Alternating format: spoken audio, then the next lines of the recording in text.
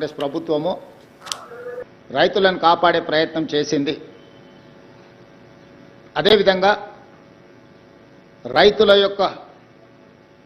కరువు సమస్యల్ని, వలస సమస్యల్ని పరిష్కరించడానికి జలయజ్ఞం పేరు మీద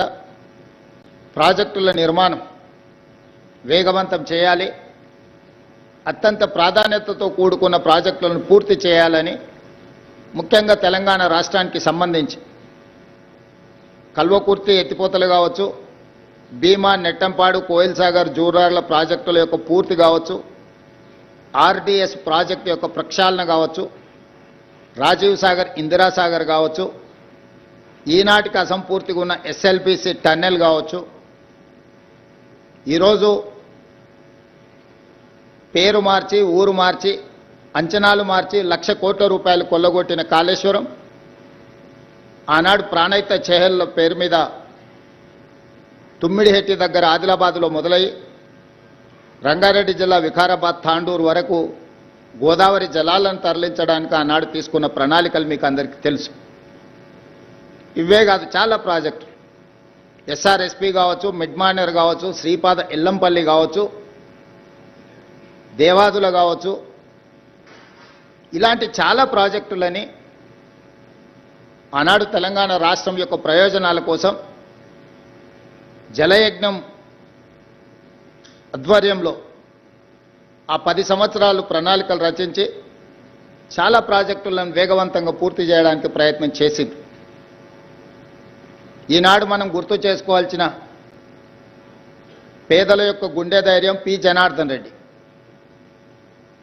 హైదరాబాదు నగరంలో ఉద్యోగ ఉపాధి అవకాశాల కోసం ఇతర జిల్లాలు, ఇతర రాష్ట్రాలు, ఇతర దేశాల నుంచి ఇక్కడికి అవకాశాలను వెతుక్కుంటూ వచ్చే ప్రజలు, వేగంగా విస్తరిస్తున్న నగరం, ప్రజల అవసరాల మేరకు మౌలిక వసతులు లేకపోవడం వల్ల ప్రధానంగా తాగునీటి సమస్య తీవ్రమైనప్పుడు మీరందరూ రిపోర్ట్ చేసిన జర్నలిస్టులే ఇక్కడ ఉన్నారు. ఎండాకాలం వస్తుందంటే సచివాలయం ముందు వేలాది మంది ఆడబిడ్డలతో కుండల ప్రదర్శనలు చేసి ఆనాటి ముఖ్యమంత్రి చంద్రబాబు నాయుడు గారి మీద ఒత్తిడి తీసుకొచ్చి విధిలేని పరిస్థితులు కల్పించి 99-2004 సంవత్సరంలో ప్రధాన ప్రతిపక్ష నాయకుడుగా, సిఎల్పి నాయకుడుగా పీజేఆర్ గారు అసెంబ్లీలో అల్పెరగని పోరాటం చేసి నాగార్జున సాగర్ నుంచి కృష్ణానది జలాలను హైదరాబాద్ నగర ప్రజల యొక్క దాహార్తిని తీర్చడానికి పి. జనార్దన్ రెడ్డి గారు ఎనలేని కృషి చేసి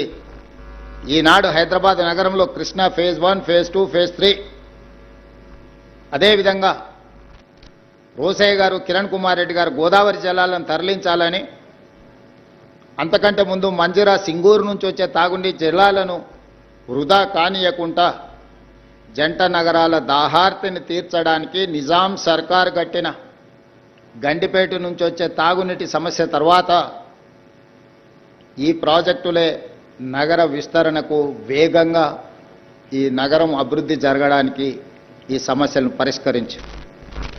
ఈనాడు ఐటీ, ఫార్మా, ఎడ్యుకేషనల్ ఇన్స్టిట్యూట్స్ ఒక నాలెడ్జ్ హబ్గా హైదరాబాద్ మారింది అనంటే ఆనాడు ఒక స్పెషల్ పాలసీ తీసుకొచ్చింది. చంద్రబాబు నాయుడు గారైనా, డాక్టర్ వైఎస్ రాజశేఖర రెడ్డి గారైనా ఈ మహానగర యొక్క అభివృద్ధి కోసం తీసుకున్న నిర్ణయాలను రాజకీయంగా భిన్న అభిప్రాయాలు ఉన్నా వాటిని కొనసాగించారు. అందులో భాగంగానే ఈ జంట నగరాల చుట్టూతా జంట నగరానికి నిరంతరాయంగా విద్యుత్తును సరఫరా చేయాలి, తద్వారా పెట్టుబడులు వస్తాయి, ఐటీ రంగం, ఫార్మా రంగం విస్తరిస్తుందని ఆనాడు ఎంతో విద్యుత్తు కొరత ఉన్న ఈ జంట నగరాలకు నిరంతరాయ విద్యుత్తును ఆనాడు అందించడం వల్ల విప్రో, మైక్రోసాఫ్ట్, ఇన్ఫోసిస్ లాంటి, గూగుల్ లాంటి సంస్థలు, పెద్ద పెద్ద ఐటీ రంగంలో దిగ్గజాలైన సంస్థలు ఈ నగరానికి తరలి రావడం జరిగింది.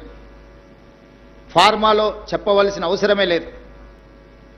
ప్రపంచానికే ఆదర్శంగా నిలబడే ఫార్మా రంగాన్ని ఆనాడు ప్రోత్సహించడం వల్లనే ఈనాడు భారతదేశం ఉత్పత్తి చేస్తున్న bulk డ్రగ్స్లో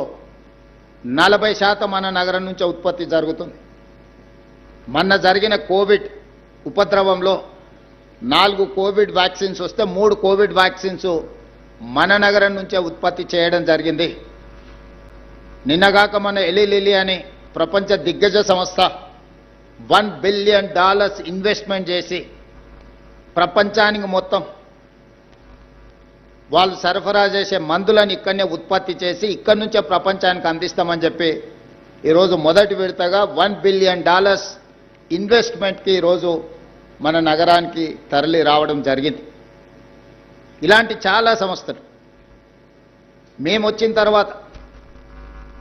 global capability centres, data centres, ఇతర సంస్థలు, జీసీసీలు, ఈ దేశంలో వచ్చిన ఫార్చ్యూన్ 500 కంపెనీలకు సంబంధించిన జీసీసీలు ఈ దేశానికి వచ్చిన దాంట్లో 70% ఓన్లీ హైదరాబాద్ నగరానికే తరలి వచ్చినాయి. అందులో అమెరికన్ ఎయిర్లైన్స్ కావచ్చు, మెక్డొనాల్డ్స్ కావచ్చు, వాన్గార్డ్ కావచ్చు, లేకపోతే